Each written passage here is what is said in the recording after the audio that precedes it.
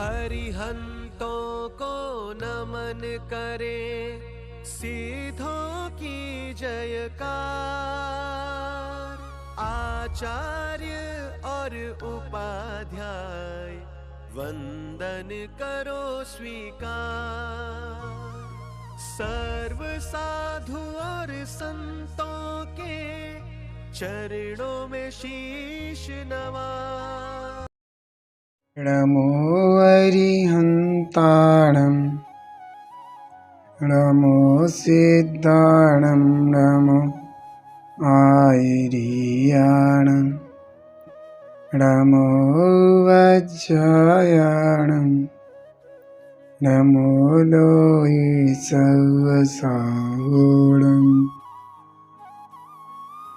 बोलो 24 तीर्थंकर भगवान की, पंच परमेष्ठी भगवान की, जिनवाणी माता की, गौतम गणधर देव की, आचार्य श्री कुंद कुंद स्वामी की, आचार्य श्री शांति सागर जी महामुनिराज की, आचार्य गुरुदेव श्री धर्मभूषण जी महामुनिराज की, आचार्य श्री सम्यक प्रभूषण जी महामुनिराज की,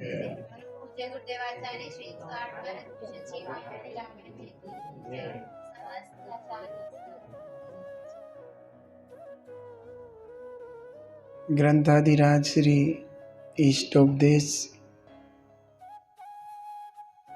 मेरे हित का उपदेश, आत्महित को करने वाले ऐसे निज आत्मा का उपदेश।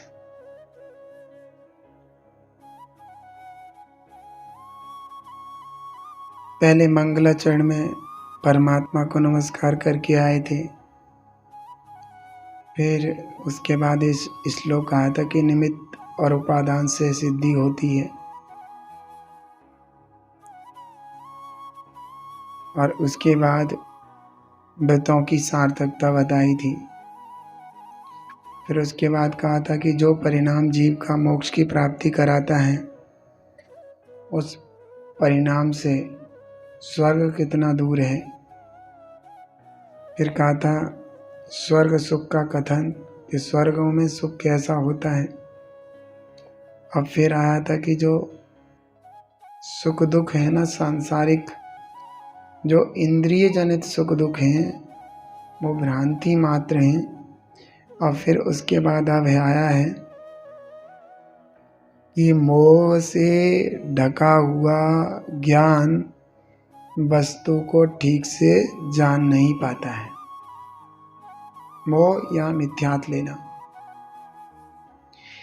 मिथ्यात से आवृत अर्थात ढका हुआ ज्ञान वस्तु का ज्ञान ठीक से नहीं कर पाता,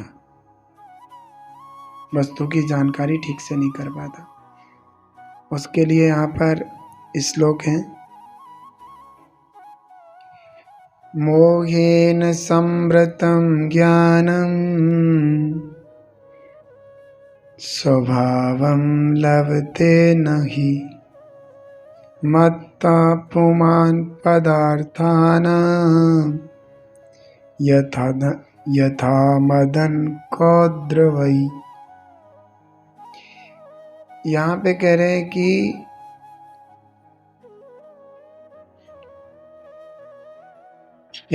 रहे हैं कि जैसे मान लो किसी व्यक्ति ने कोई नशीला पदार्थ खा लिया है, तो वह जगत में उचित अनुचित को नहीं जानता।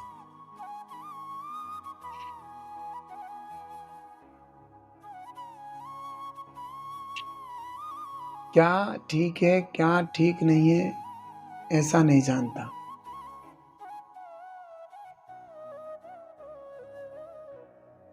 जिसने क्या खा लिया है, नशीला पदार्थ।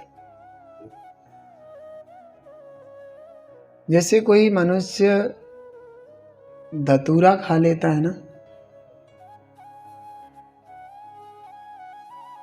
तो वह हर चीज को सोना कहता है।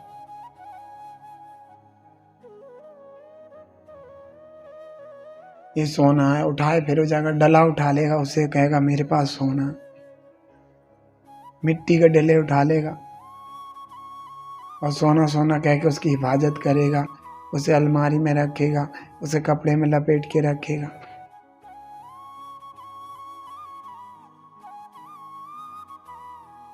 धतूरे का नशा चढ़ गया, पागल जैसी हरकतें करते हैं।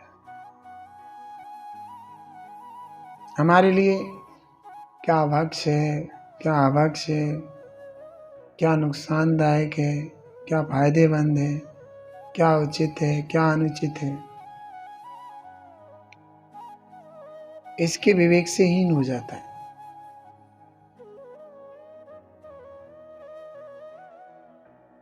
उसी प्रकार मिथ्या से आवृत ज्ञान भी आत्मा के स्वभाव को प्राप्त नहीं होता, वस्तु के यथार्थ स्वरूप को प्राप्त नहीं होता। मोह माने मिथ्यात।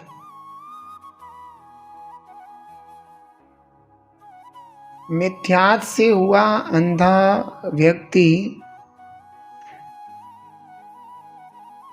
आत्मा के स्वरूप को नहीं जान पाता।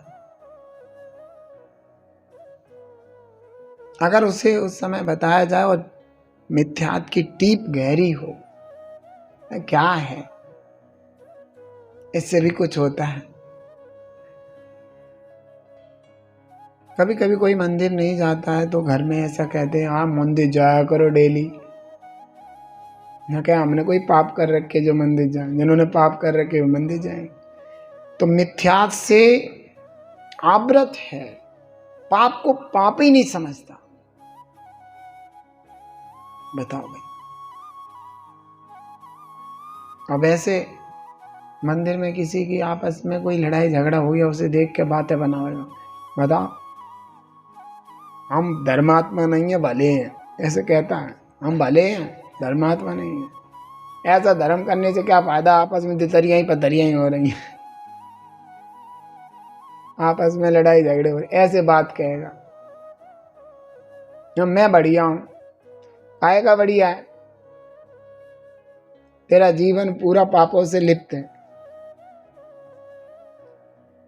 इसलिए तू मंदिर की काट कर रहा है, जिनेंद्र परमात्मा के चरणों में जाने से कतरा रहा है, दूर हट रहा है। तू तो महाव्रत है मिथ्यात से, मोह से।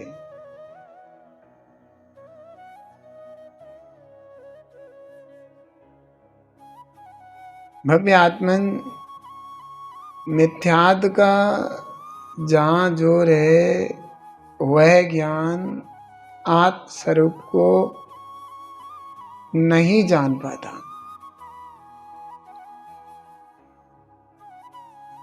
अपने हित रूप प्रवृत्ति नहीं कर पाता।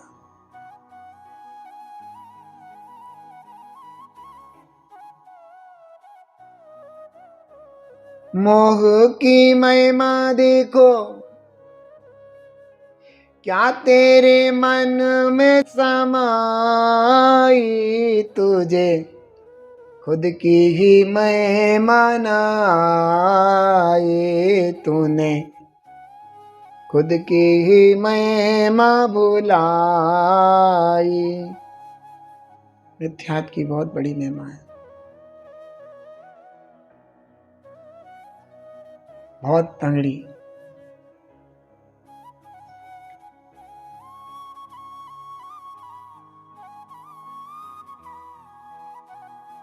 कहते मोह उदय ने कैसा तुझ पर कर दिया जादू टोना है। जैसे ऐसे जीव को कर रखा है अपने वश में मिथ्यात में। मिथ्यात में क्या? मिथ्यात रूपी प्रकृति के उदय होने पर जीव मिथ्यात रूप परिणाम करता है। जीव की भी गलती है। सो प्रकृति का उदय हो, सो वो करे, सो पुरुषार्थ करे तो वो प्रकृति का ही नाश हो जाए। बिना पुरुषार्थ प्रयास के कुछ नहीं संभव।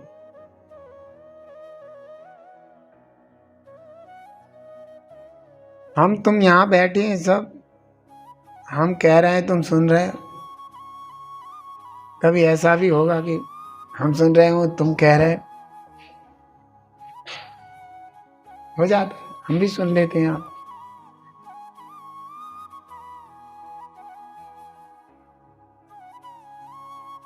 सुनाने के भाव बहुत रहते हैं। क्यों? ये हमारी कुछ सुन ले, थोड़ी सी, इतनी सुन ले।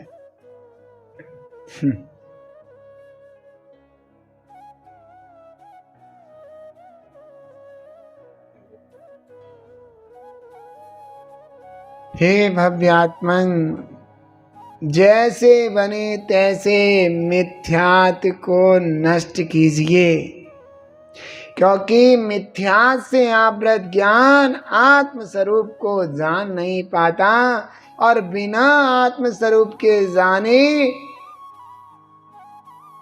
शाश्वत सुख हो नहीं पाता।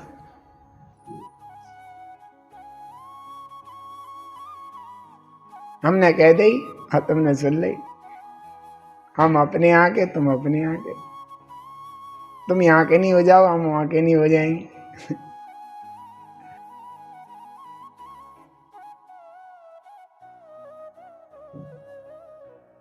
तो हे जीवड़े, मोही जीव कैसा होता है? मोही जीव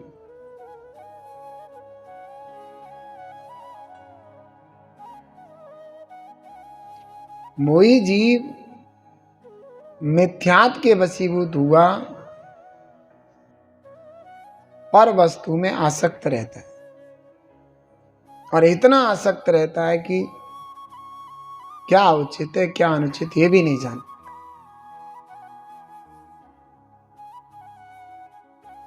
जैसे जमीन जायदाद की बात आती है आपस में भाई भाई की, तो मोह के कारण यह जीव भाई भाई को मारने के लिए तैयार हो जाता, और अंतिम समय में माँ बाप जो करके जाते हैं तुझे वो ये हो उन्हें समझ ले जा, उस समय ये जीव माँ बाप को भी उल्टा कहे बिना रहता नहीं। अरे बुढ़े, अरे बुढ़िया, तन्ने ऐसा कर दिया, तने मेरे साथ बुरा करा, मुझे कम और से ज्यादा दे दिया, ये तने अच्छा नहीं किया। क्यों? कैसी महिमा है मोह की।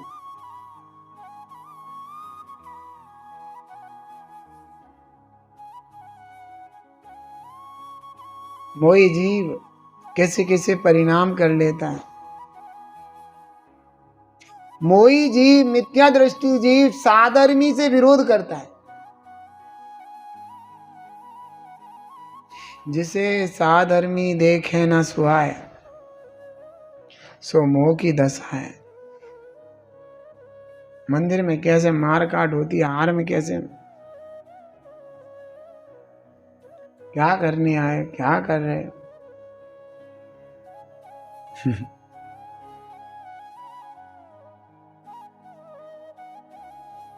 ज्ञानी मगन विषयन सुख माई,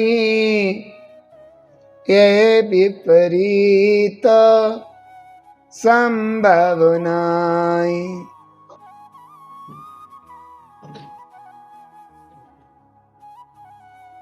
ज्ञानी 5 इंद्रियों के विषयों में मगन हो, ये विपरीतताएं कभी संभव नहीं हो सकती। इसलिए हे चेतन, तुम विषयों में जाने की भावना मत करना। जैसे बने वैसे अपने निज स्वरूप की ओर आने का भाव रखना, क्योंकि जैसे नशीले पदार्थ खाने पर व्यक्ति उचित अनुचित कुछ नहीं समझता है, वैसे ही मिथ्यात से ढका हुआ ज्ञान, मिथ्यात के निमित्त से वह ज्ञान भी मिथ्या ज्ञान हो जाता है, और वो वस्तु को समझ नहीं पाता है। इसलिए मिथ्यात्व को छोड़ करके सम्यक्त को जीवन में ला करके वस्तु का परिज्ञान कीजिए और वस्तु में लीन होने के लिए पुरुषार्थरत होजिए। इसके लिए तुम संयम चारित्र आदि धारण करके निरंतर साधना कीजिए। हे जिनवाणी भारती तोय जपू दिन रैन, जो तेरी शरणा गए सो पावे सुख चैन। या वाणी के ज्ञान ते सूझे लोकालो, सो वाणी मस्तक नमो सदा देती लोक। बोलो द्वार सांगवाणी जिनवाणी माता की।